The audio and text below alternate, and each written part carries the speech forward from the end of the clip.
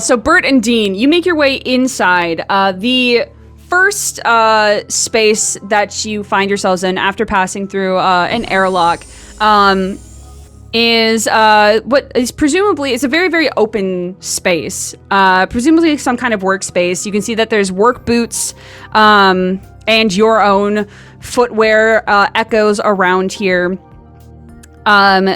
Next to the airlock, there are a handful of cubbies that seem to have a bunch of sturdy work gear, like overalls and flashlights and things of that nature. Some extra vac suits you can see hanging up there. You can see all sorts of different kinds of mining tools, which, however much you all are familiar with the goings-ons of different mining operations, you at the very least know what a giant drill looks like. There's a humongous generator that's in one of the corners, fairly close to a very expansive yawning pit on the opposite side of where you enter. This is the giant pit that Sonia told Dean not to fall into. There is like a barrier, a makeshift, not a makeshift fence, an actual like fence to keep you from falling in unless you really try to. There is also a few other things of note here. You can see that there is next to the very large generator, there's an industrial vent. There's also a workstation that has a handful of computers on it. There is one individual who is sitting there who looks like an android, but like a robot android, like completely chrome, has some like orange lights in between the plates. Essentially, like if Dean didn't have skin, it's an android. But in kind of like a coveralls and things of that nature, is sitting at one of the computers, kind of typing away. Sonia is also next to this individual and the computers. There is an airlock that is locked.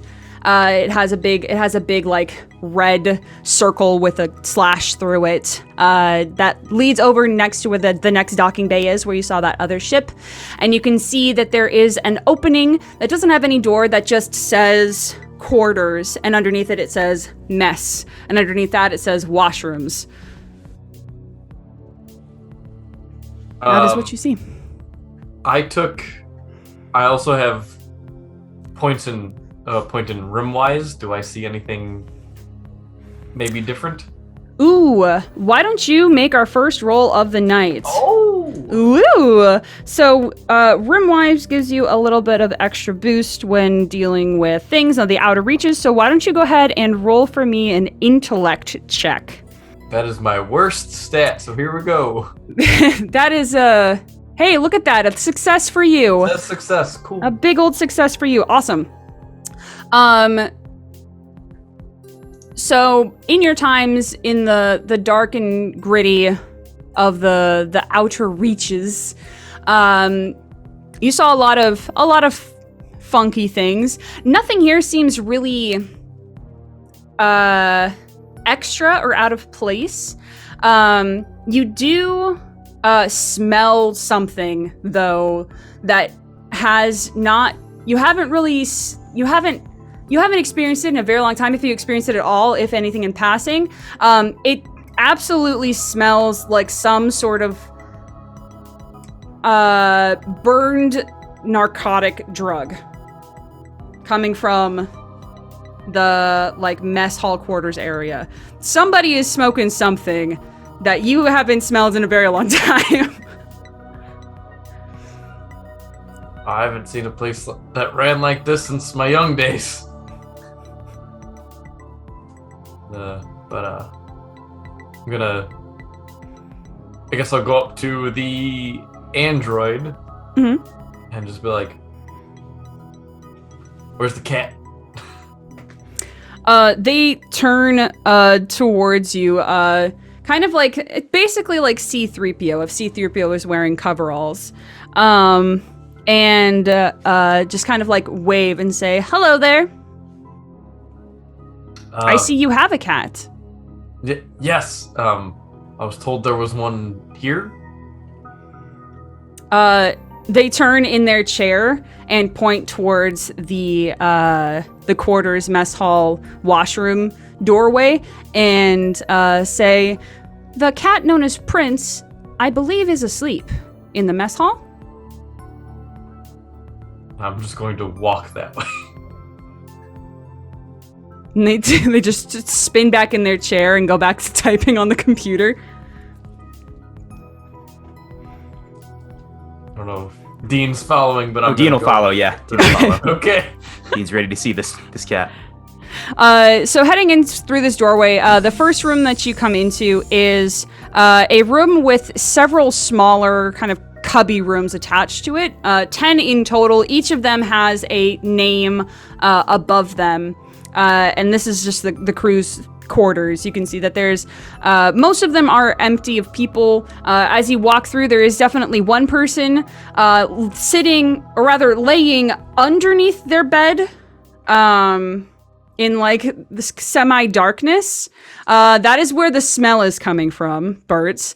But then there's a doorway to the left that will take you to the mess, where you can smell something a little less drug-like and more food-like. And then to your right is the washrooms.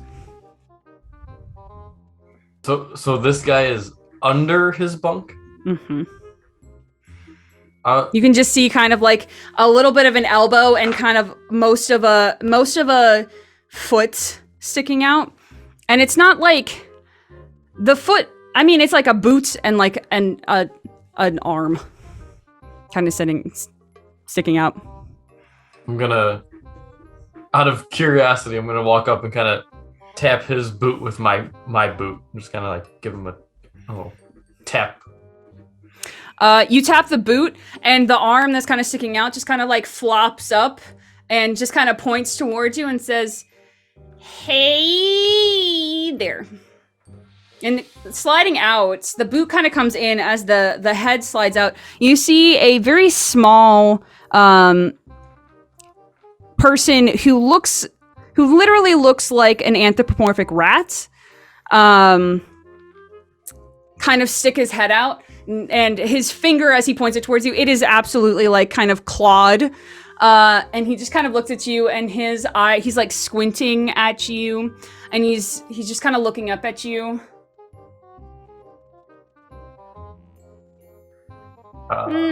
You okay? Most people don't sleep under the bed. It's dark down here. And he's just kind of like doing like a grabbing motion generally towards like where your leg is, but it's like at least 2 feet away from it. So he's just kind of like. I'm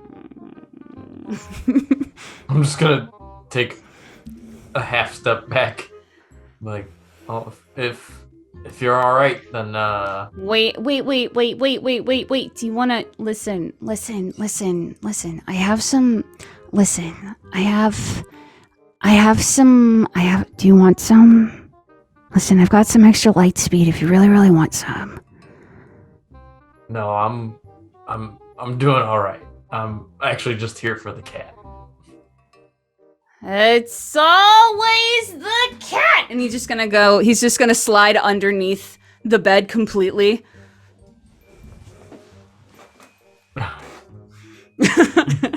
I'm just gonna forget about him and go to the mess hall.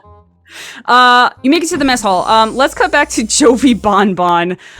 You and Morgan mostly Morgan has been working to pry these kind of weirdly shaped boxes from underneath the loading dock, trying to yell to work with Terry to get the loading dock like up.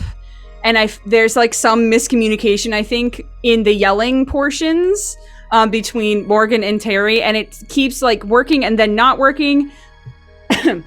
But Jovi Bonbon, are you legitimately trying to help with your muscles and your brawn and your big? Oh yeah. Fantastic. Why don't you make me a strength check then? Oh shit! I gotta play a game. You gotta play a fucking game. How do I? I know. How do I play the game? So I clicked it. Fantastic. I fail. You sure did. You sure did fail. So you are attempting to help. You are helping as best as you think you can. A lot of it is you trying to pull boxes out of the way that Morgan has set down next to you, and they are a lot heavier than they look, and they already looked heavy. So you've been spending most of your time on one box trying to like drag it away, but you are helping in a way. Morgan has moved a handful very slowly. Yes, very, very slowly. But I mean, progress is being made. Morgan. You could have just moved the boxes before we got here. It took us 14 weeks to travel. I'll keep that in mind. All right, good, great. Yep, next time, because we'll be back. After a handful of minutes, maybe 10 minutes or so, you manage to clear enough of it that you can get the loading dock properly open, and she just, all right, okay, perfect, excellent. Well, thank you, Jovi, for your help. Thank you, Terry. What?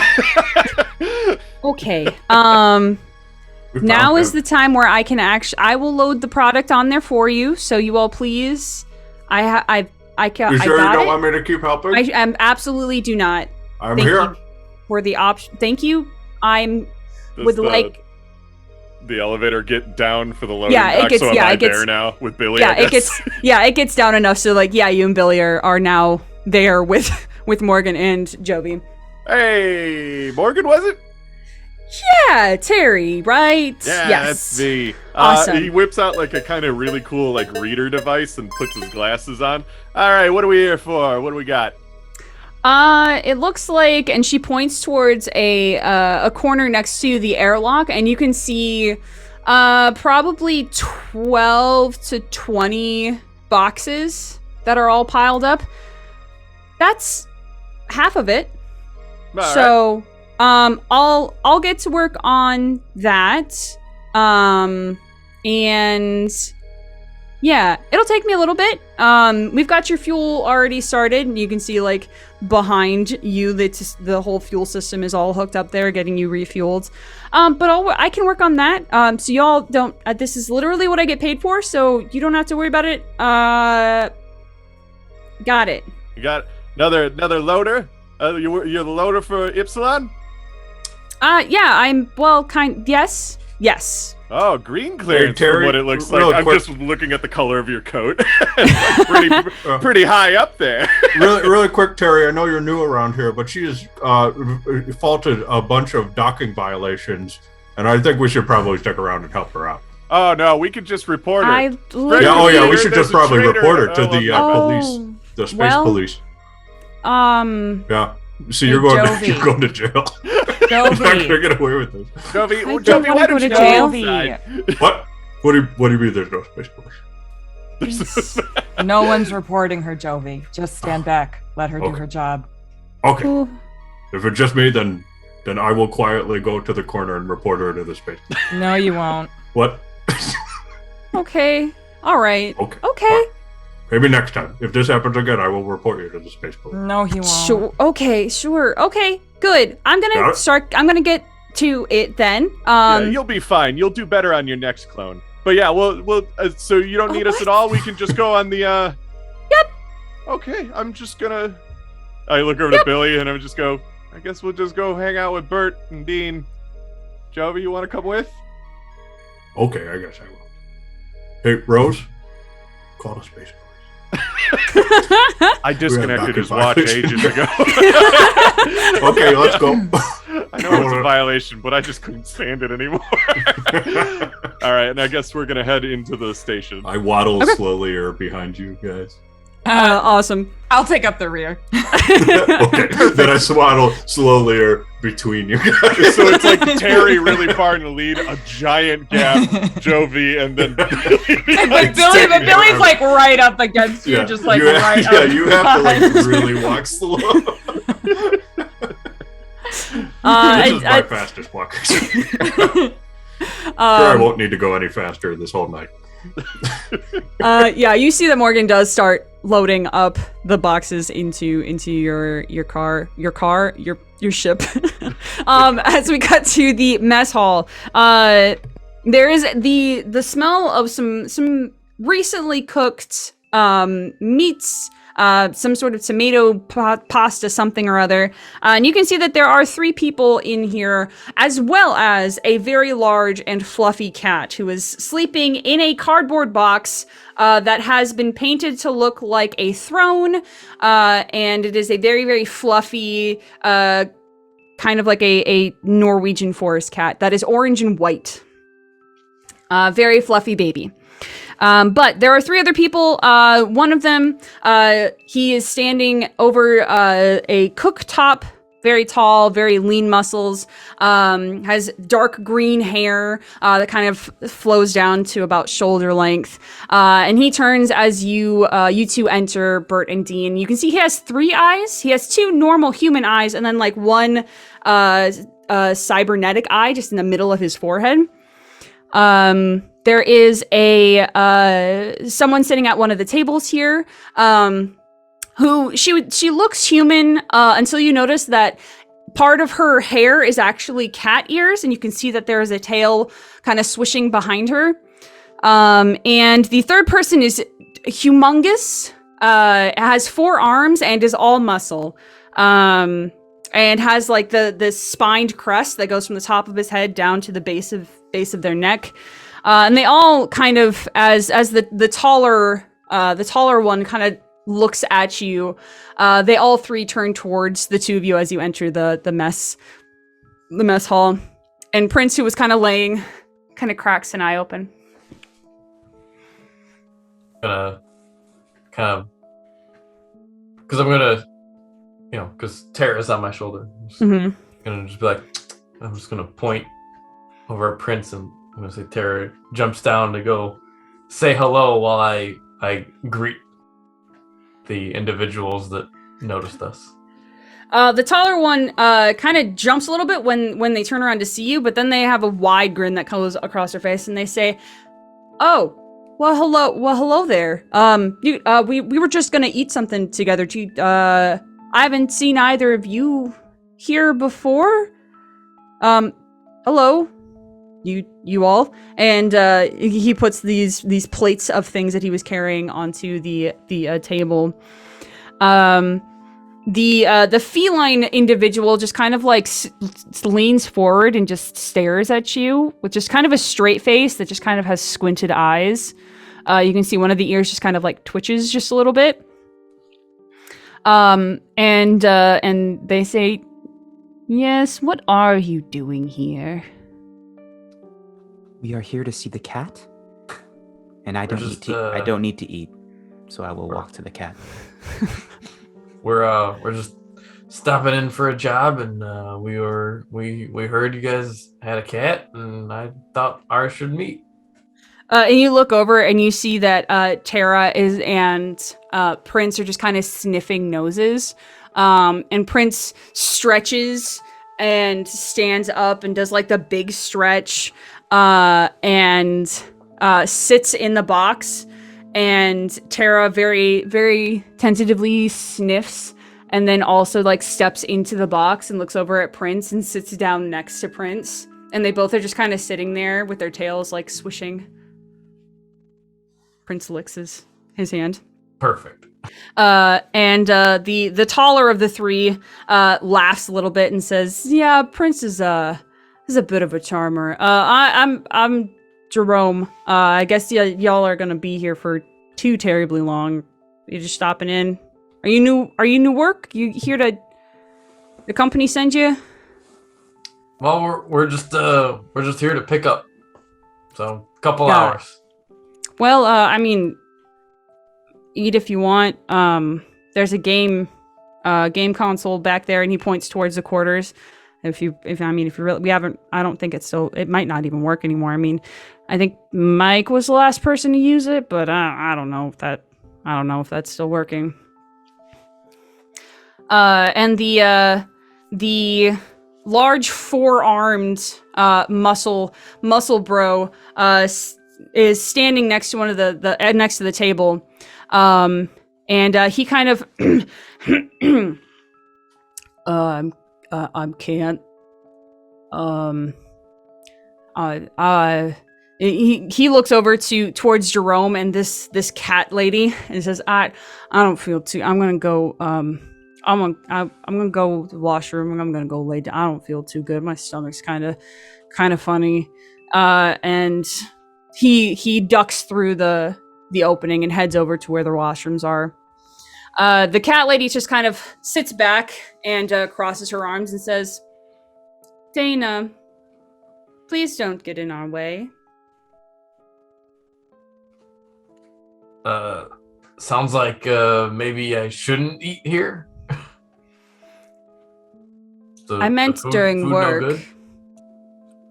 No Jerome kind of like over dramatically puts a hand to his chest and says, I only cook the best things here. Sir, thank you.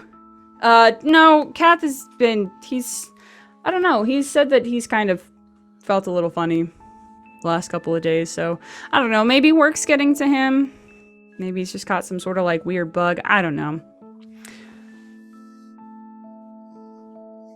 All right. But, what's a good dish you got? And he starts walking you through the various, he's got something that has, something akin to like a beef stew. He's got like a lasagna type thing, that are slightly tangent from those actual things. You can also see that in this room, there is a hydroponic garden along one of the shorter walls, that has all sorts of like salads and other kind of leafy greens. There's also on the countertop, there's one cassette that's just kind of laying there. And then there's also next to the garden is like a chores poster that has X's next to it, and on the top it says "Water the damn plants." And you can see that presumably the entire staff has been named here. The last person who was supposed to water these plants was listed as Mike, and who hasn't done it in over a month or so. And these plants do look a little bit thirsty and dry.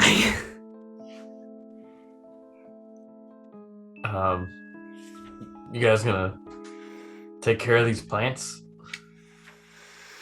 Dana just kind of sighs and says, Mike was supposed to be watering them. But then he didn't, and now we don't know where he is. So I guess it's gonna be my turn.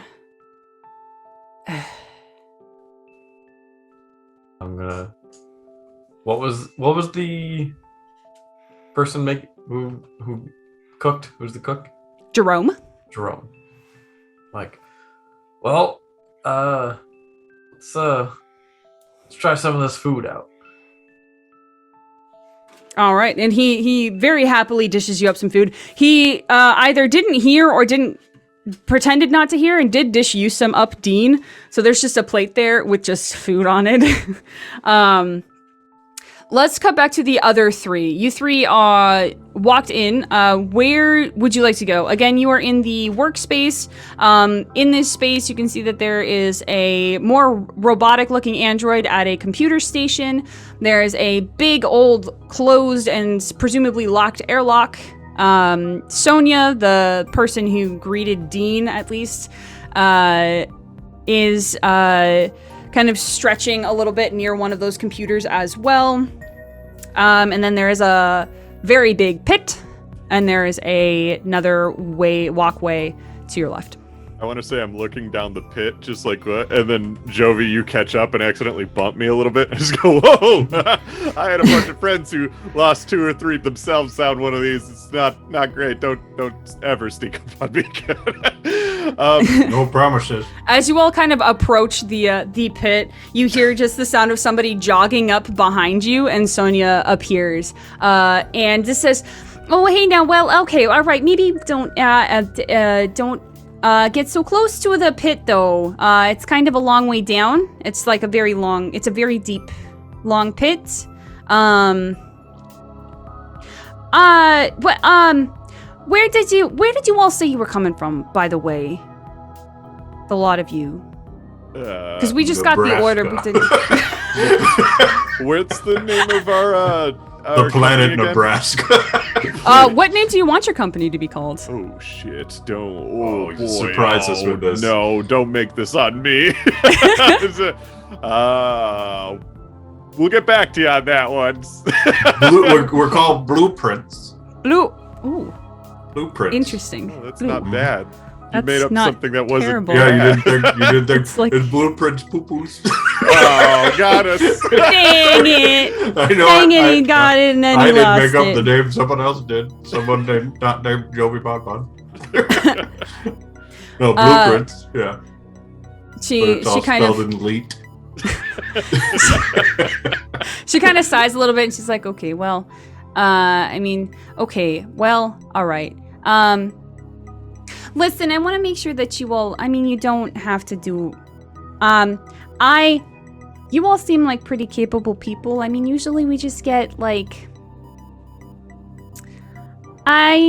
so here's the deal. There's a guy in the airlock. He's kind of locked himself in there. Another violation. Go on. Go ahead. He works for our company. He's supposed to be here. He came here about a month ago from a complaint. That's not the word that I'm looking for. A follow-up. There was some stuff that we found in the mine. We usually like find stuff. We mine stuff. We mine like minerals. We mine like gemstones sometimes we find fuel, but we found like this stuff down there, and then he came here and he's been really unhelpful with everything, and he just locked himself inside of his ship and was like, I have this research now, don't touch me, don't bother me, but he hasn't been really helpful at all. And you want me to go talk to him? If you can get in there, I can let you in through the airlock, but like his ship is like, we tried to talk to him, we did, but he didn't answer any of our calls. His ship is locked. Like, we tried to get into it a lot, and he's got it locked down. Is this an order? And no, you don't work for me, right? Cool. You don't work for me. Do you want us to? I'll go. Terry, no, it's okay. I'll go with Billy. I just want to see some fun. Okay, all right. If you want to try to talk to him, you can. I'm Billy, this time do what you did last time and talk with your fists again. That usually gets him going. Well, all right. Well, he is part upper management, but that's fine. If he, if he punches first, you punch back, right? Oh shit, he's upper that's management? How it works. Don't talk with your fists this time, Billy. It's gonna be really bad for us. I make no promises, but show me the way. All right. Okay. I gotta go get my my badge real quick, and she kind of jogs in the direction of the quarters. I'm leaving you all for a moment to talk amongst yourselves. Billy is gonna. So Billy has like a lot of bags, and she's gonna be kind of digging around in one of them, and she's gonna lean into Terry and get like uncomfortably close, and she's gonna hold. Jovi's like between you two, just. Yeah, we loom over him. I'm still here. I know. She's gonna hold her hand out and say, "Terry, I have something for you." Is it edible? No. Is it green? No. Oh, this is a hard game. It's not a game. I'm just giving you a gift. Oh. He just holds out his hand. She like puts her hand on it and like claps her hands around it and says, "If I die over there for whatever reason, I want you to hold on to this forever." Billy, you make me do this every time you need to just talk to someone, and I'm concerned. I've had a weird life. I clasp it. Yeah, I'll do it. I can't help but notice you've never given me the thing. I think that makes you very observant, Jovi. So Terry, Don't lose it. And in your hand is a very tiny rubber ducky. Oh, okay. Wait, what color is it? The rubber ducky is yellow, but you can see that she drew a bow tie on it. Is the bow tie red? Yes. That's all I need. I put it in my pocket. She looks out at Jovi. I think you'll get one day. I don't know that right now is that day. If you throw me out of an airlock. I would never do that. Good, I have a duck. She'll dig one out and she'll put it in your hands, but the one that she gives you has X's over the eyes. Did this duck die? Have you given me an expired duck? Yeah, I mean, Rick. It was probably in the bag too long. I'll handle the funeral proceedings for this duck. At this point, Sonya comes back and has a very large, kind of like clunky-looking key card on a lanyard, and she says, "Sorry that took me so long. One of our guys is just kind of baked out of his mind right now. So we're just trying to. Okay. Well, that's on me. I'll take care of that. Let's get you in there." And she walks over to the workspace, the computer terminal, and slides her key card into the terminal itself, inputs a couple of commands, and the airlock goes from locked to unlocked, and she pulls out the key card, slips it around her neck, and says, "Good luck, I guess." Good luck, Billy. I'm just holding the duck. Good luck, Billy. Whoops, I clicked a button. I didn't mean to click the button.